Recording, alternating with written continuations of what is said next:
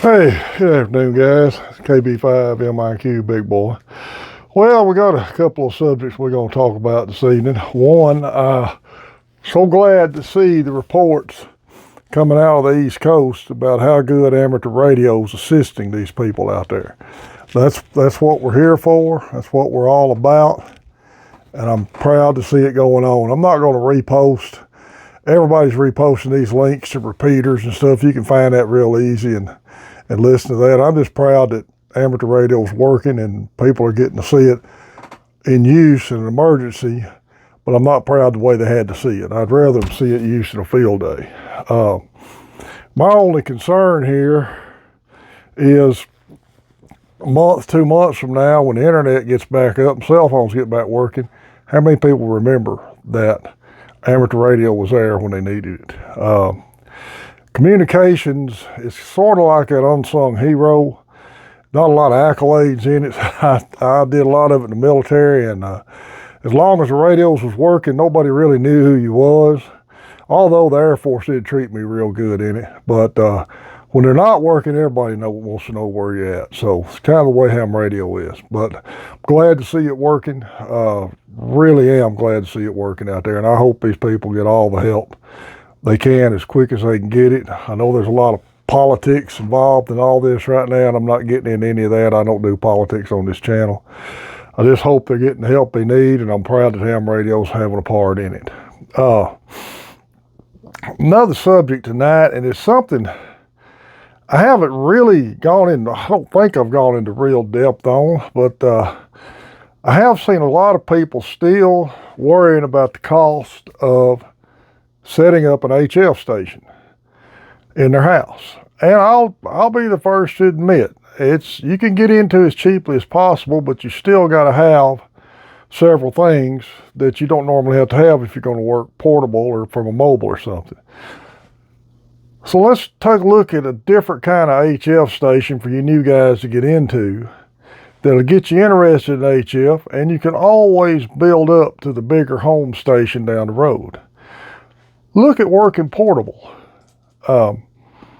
POTA's great. A lot of guys hate POTA operators. I think they're great. I like to work POTA. The only reason I haven't done registered as an activate hunter is by the time I got Echolink and Logbook of the World done up, I didn't want to go through any more hoops. So I may get back on POTA here pretty quick, but I do work POTA operators every time I hear them. And it's a lot of fun to work a POTA operator. But you don't have to be working POTA to work portable. And you don't have to have near the setup to work portable either. Think about this. All you need is a radio. And you're going to probably operate low power, QRP. Any kind of a small diameter. They make all kinds of field dipoles that are easy to deploy. You won't need a longer run or as big a coax. You can use smaller coaxes. Wouldn't need a long run for it. And all you really need is a radio, a battery, coax, and an antenna. There's all kinds of in-fed half waves and off-center fed dipoles that these guys run portable they have really good luck with. You get you one of them collapsible masts like MFJ used to have, if you can still find one of them. Help set an antenna like that up.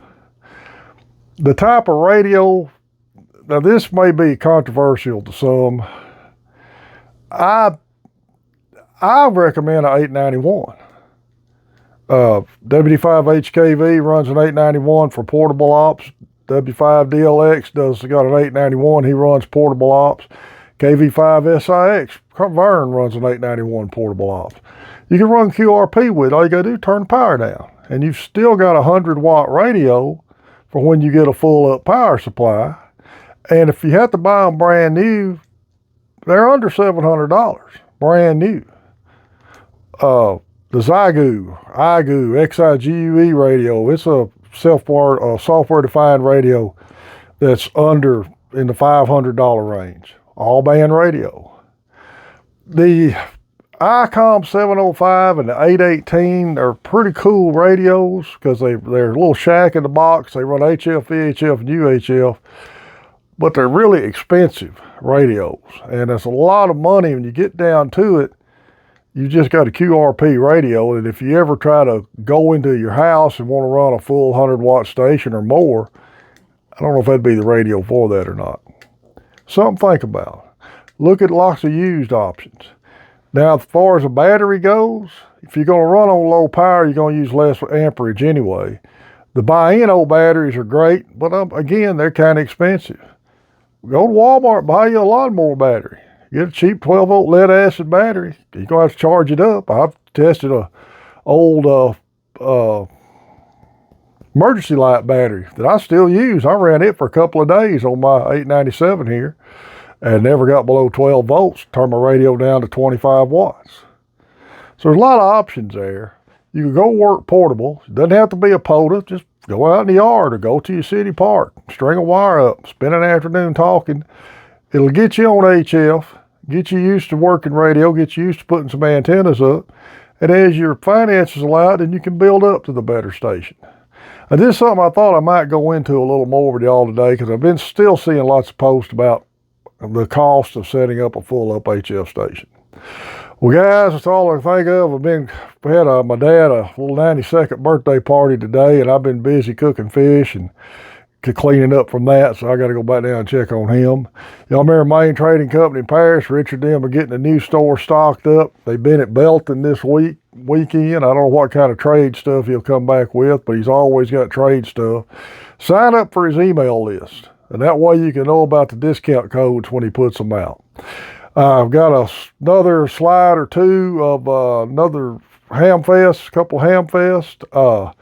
We've updated the member list of our Hammerheads group. That slide's on here. And we're also doing something on Tuesday called 2 Meter Tuesdays, where we're on 146.54 Simplex. So if any of y'all in our area on Tuesday night, look for us on that. It's KB5 MIQ Big Boy 73.